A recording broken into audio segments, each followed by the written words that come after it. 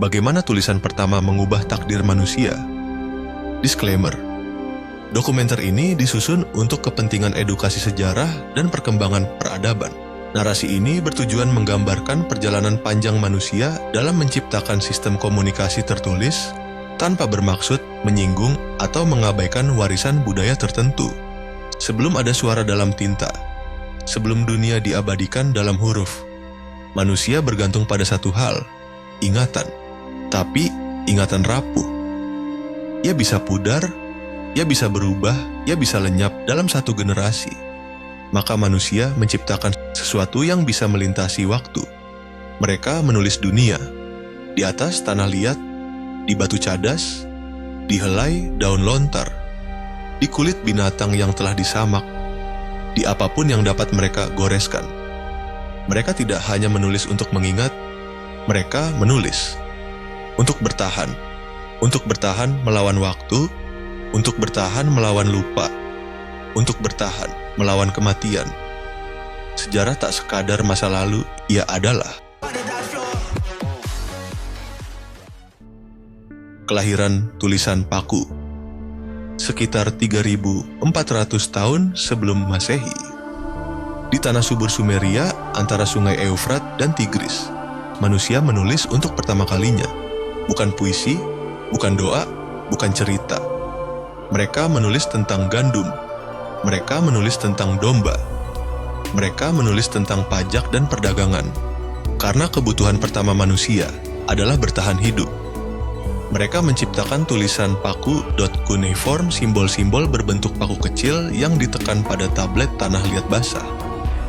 Tablet itu kemudian dikeringkan di bawah matahari, menjadi arsip, menjadi bukti, menjadi ingatan kolektif. Awalnya, hanya para juru tulis terlatih yang mampu menulis. Mereka bekerja untuk para raja, untuk kuil, untuk pedagang kaya. Tulisan adalah kekuasaan, tulisan adalah kekuatan. Dari daftar gandum sederhana, lahir kontrak tanah, lahir surat perjanjian, lahir hukum pertama dalam sejarah, kitab hukum Ur-Nammu, beberapa abad sebelum hukum Hammurabi. Bayangkan, di dunia yang tidak mengenal listrik, internet, atau mesin cetak, sudah ada manusia yang menyusun hukum tertulis, mengatur pertanahan, pernikahan, utang, hingga pembunuhan. Semua hanya dengan ukiran kecil di atas tanah liat. Dan di antara tablet itu, lahir pula karya sastra pertama umat manusia, epos Gilgamesh. Sebuah kisah tentang seorang raja yang mencari keabadian, tentang persahabatan, tentang kehilangan, tentang kemanusiaan yang abadi di hadapan waktu. Sumeria telah menunjukkan bahwa tulisan bukan hanya alat untuk bertahan hidup. Ia adalah alat untuk bermimpi, alat untuk bertanya, alat untuk menantang kematian itu sendiri. Mesir, hieroglif dan tulisan untuk keabadian. Sekitar 3.100 tahun sebelum Masehi, di sepanjang sungai Nil, lahir peradaban yang tidak hanya ingin bertahan hidup, tetapi ingin abadi. Mesir kuno. Di tanah yang dibelah oleh sungai abadi, manusia mulai memahatkan simbol-simbol di dinding kuil, di peti mati, di papirus yang lembut seperti kulit. Hieroglif, gambar burung, gambar mata, gambar tongkat. Setiap lambang adalah kata. Setiap goresan adalah doa. Tulisan di Mesir tidak sekadar administrasi. Ia adalah jembatan antara dunia fana dan dunia baka. Firaun, yang dipercaya sebagai dewa di bumi, memesan ribuan hieroglif di dinding piramida. Menulis perjalanan jiwa mereka ke alam baka. Menuliskan mantra, nama dewa, dan perintah ilahi. Tanpa tulisan, roh tidak tahu jalan pulang. Tanpa mantra yang tertulis, mereka tersesat di antara kehidupan dan kematian. Kitab kematian lahir dari budaya ini, bukan untuk menakuti, tapi untuk membimbing. Bayangkan seorang juru tulis di Mesir kuno. Dengan kuas kecil, ia menulis nama Firaun di atas papirus, dengan harapan nama itu akan bertahan selamanya. Mereka percaya selama nama seseorang tetap tertulis, maka ia tidak sepenuhnya mati. Tulisan adalah kehidupan kedua lembah Indus. misteri simbol yang hilang. Sekitar 2.600 tahun sebelum Masehi, di dataran subur yang kini menjadi Pakistan dan India Barat, berkembang peradaban yang begitu maju, teratur, bersih, canggih. Peradaban lembah Sungai Indus. Mereka membangun kota-kota dengan saluran air, jalan-jalan lurus, dan rumah-rumah bata yang kokoh. Namun satu hal yang membedakan mereka meninggalkan jejak tanpa meninggalkan suara. Mereka meninggalkan ribuan segel kecil terbuat dari batu steatit. Di atasnya, simbol-simbol misterius. Bukan gambar nyata, bukan tulisan panjang, tetapi barisan tanda-tanda kecil. Gambaran binatang, pola geometris, dan karakter-karakter yang belum pernah kita pahami. Para arkeolog menemukannya di Mohenjo-daro, di Harappa, di Lothal. Namun hingga kini, tak satu pun dari simbol itu berhasil diterjemahkan. Apakah itu catatan dagang? Apakah itu mantra keagamaan? Apakah itu nama penguasa? Ataukah itu hanyalah tanda kepemilikan? Kita tidak tahu. Seakan-akan sebuah dunia penuh makna membisikkan cerita kepada kita, namun dalam bahasa yang telah lama hilang. Mereka pernah menulis, mereka pernah berbicara, tapi suara mereka terkubur bersama waktu. Dan disitulah ironi agung tulisan. Ia bisa membuat kita abadi, tapi juga bisa membuat kita menjadi teka-teki yang tak terpecahkan. Fenisia, revolusi abjad dan dunia dagang. Sekitar 1.200 tahun sebelum Masehi, di sepanjang pesisir timur Laut Tengah, bangsa Fenisia mengubah dunia. Dengan cara yang sederhana namun revolusioner. Mereka adalah pedagang, pelayar yang tak takut badai. Pembuka jalur laut dari Tirus ke Kartago, dari Sidon ke Gadir. Mereka membutuhkan sesuatu lebih dari sekadar ingatan. Lebih dari simbol rumit. Mereka membutuhkan kecepatan, mereka membutuhkan efisiensi. Maka mereka menciptakan sesuatu yang belum pernah ada sebelumnya. Sebuah sistem alfabet. Tidak lagi ratusan tanda. Tidak lagi gambar yang sulit ditafsirkan, hanya 22 huruf. Masing-masing mewakili suara, bukan kata. Sederhana, cepat, efisien. Dengan alfabet ini, seorang pedagang bisa menulis tagihan, mencatat perjanjian, meninggalkan instruksi dengan mudah. Tidak butuh juru tulis terlatih, tidak butuh sekolah bertahun-tahun, tulisan menjadi milik semua orang. Dari Fenisia, alfabet menyebar ke Yunani. Dari Yunani ke Romawi, dari Romawi ke dunia.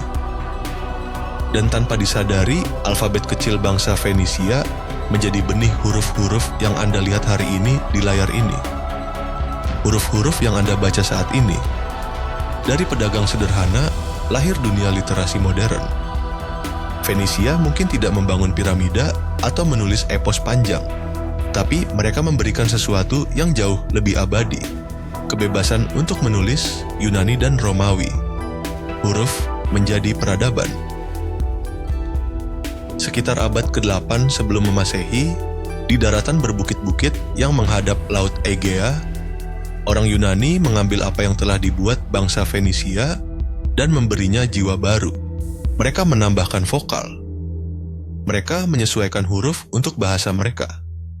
Mereka menyulap abjad menjadi musik pikiran. Kini bukan hanya pedagang yang menulis, kini para penyair, filsuf, dan sejarawan bisa mengabadikan pemikiran mereka. Puisi Homer.Odyssey.Iliad. Kisah perjalanan, perang, cinta, dan kehormatan yang mengalir dari mulut ke mulut, kini diikat dalam huruf. Tulisan bukan lagi sekadar alat dagang. Tulisan menjadi cermin jiwa manusia. Di tangan para filsuf, abjad menjadi alat untuk bertanya, apa itu kebenaran? Apa itu keadilan? Apa itu kehidupan?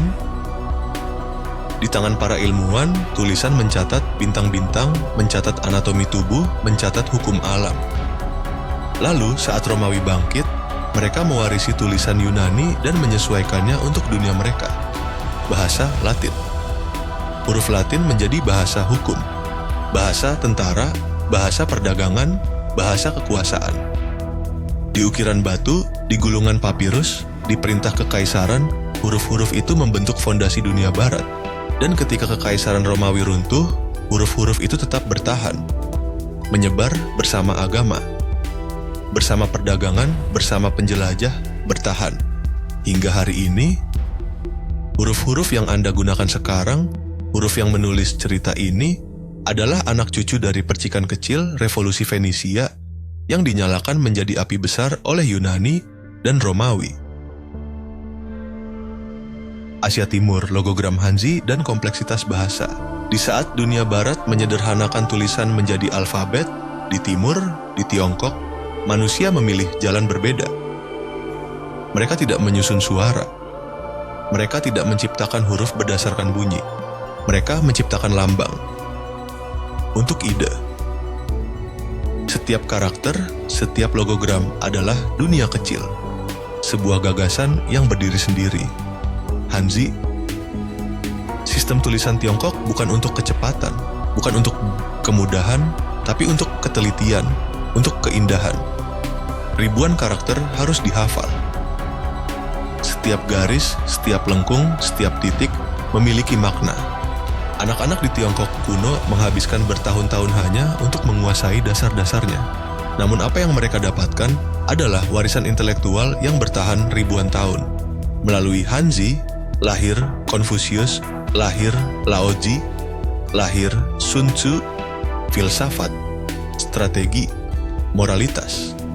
Semua tercermin dalam garis-garis halus pada potongan bambu, pada gulungan sutra, pada ukiran batu.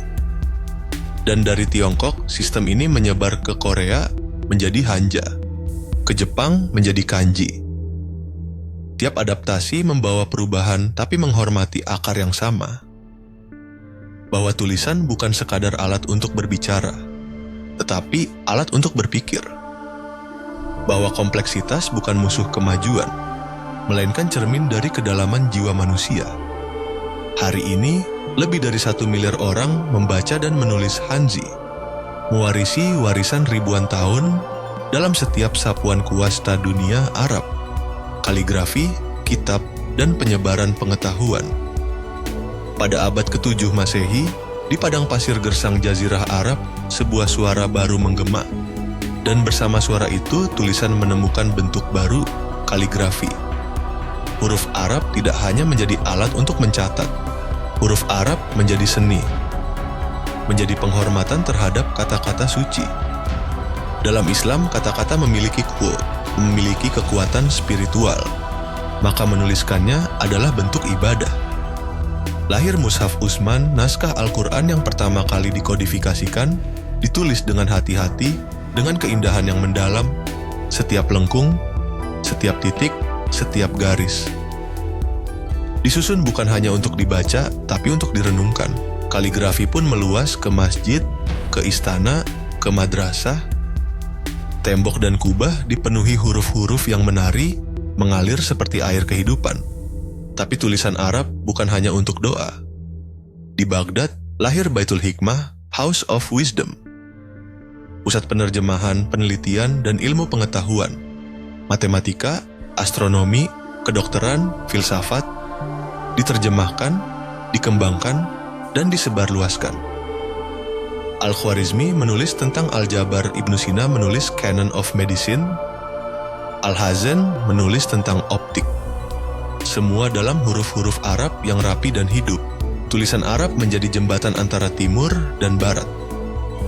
Membawa ilmu dari Yunani, India, Persia, menuju Eropa. Tanpa House of Wisdom, mungkin Renaissance Eropa tidak akan pernah lahir. Tulisan Newton adalah jembatan peradaban. Kertas dan mesin cetak. Ledakan pengetahuan di Tiongkok sekitar abad kedua Masehi, lahir sebuah penemuan yang mengubah peradaban. Kertas.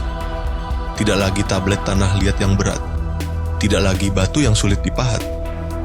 Tidak lagi papirus rapuh yang mahal. Kertas. Ringan, fleksibel, murah. Ditemukan oleh Cai Lun dari dinasti Han, kertas menyebar perlahan. dari Tiongkok ke dunia Islam, dari Samarkand ke Baghdad, dari Baghdad ke Kairo, Fez, dan Cordoba. Setiap tempat yang disentuh kertas, ilmu mekar. Puisi berkembang. Sejarah ditulis di Eropa. Kertas akhirnya tiba melalui Andalusia, tapi masih setiap buku harus ditulis tangan. Butuh waktu berbulan-bulan, bahkan bertahun-tahun hanya untuk membuat satu salinan buku. Pengetahuan tetap menjadi hak istimewa, milik para biarawan, milik para raja. Hingga pada pertengahan abad ke-15, seorang pria di Mainz, Jerman mengubah dunia. Johannes Gutenberg. Dengan mesin cetaknya, Gutenberg mengubah kertas menjadi lautan kata. Buku pertama yang ia cetak, Gutenberg Bible. Tidak lagi butuh bertahun-tahun untuk satu buku. Dalam hitungan bulan, ratusan salinan dapat dibuat. Pengetahuan meledak, gagasan menyebar, revolusi pun dimulai. Reformasi, Protestan, Renaissance, revolusi ilmiah.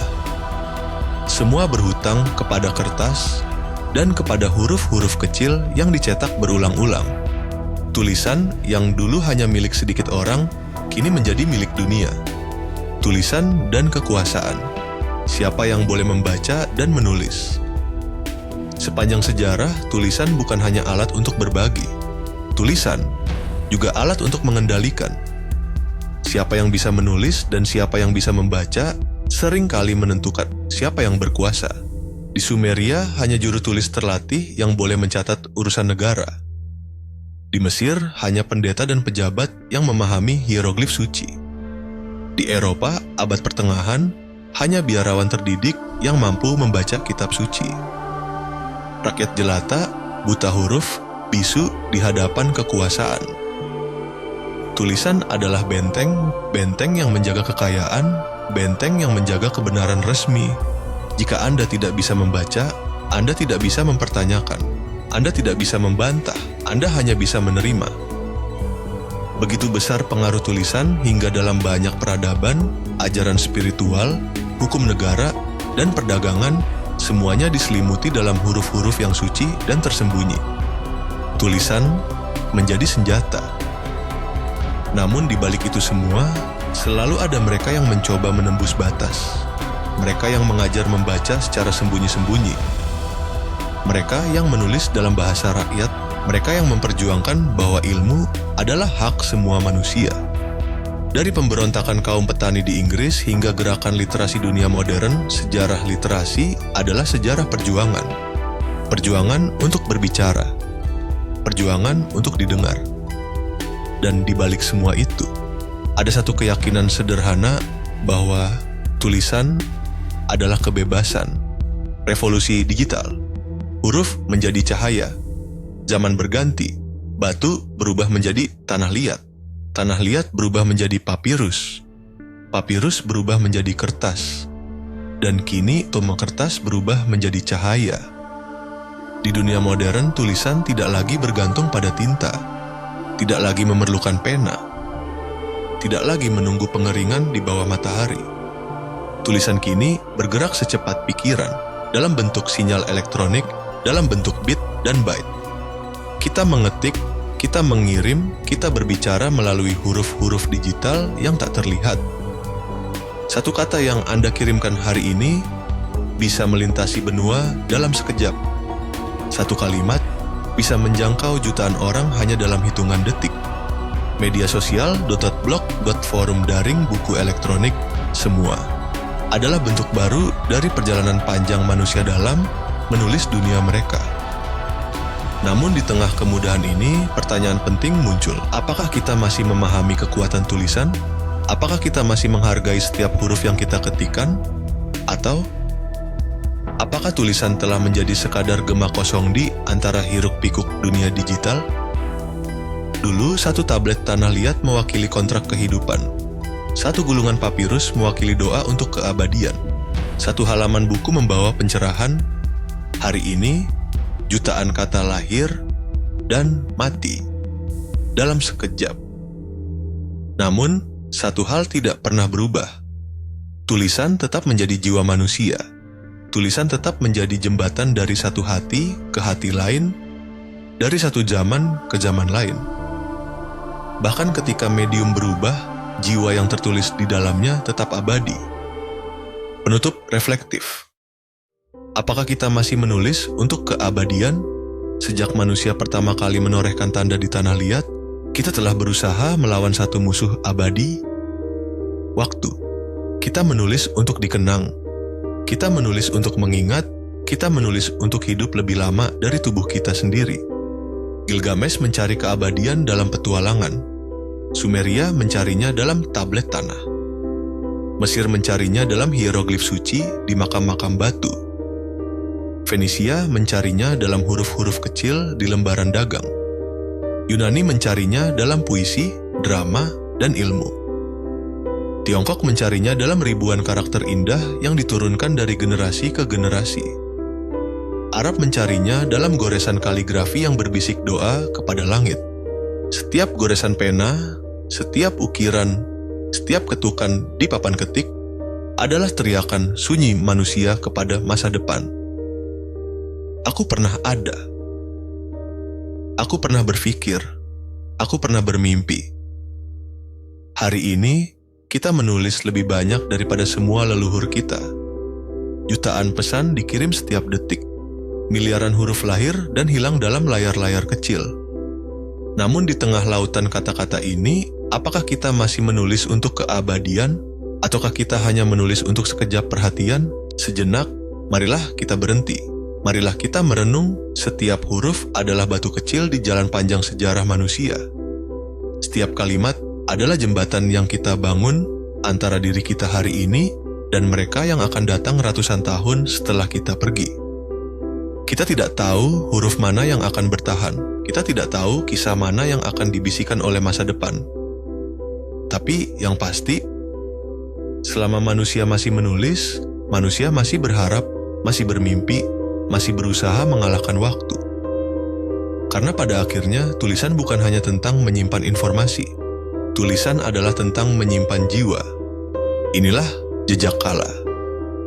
Kisah tentang manusia yang menulis dan dengan itu menolak untuk dilupakan.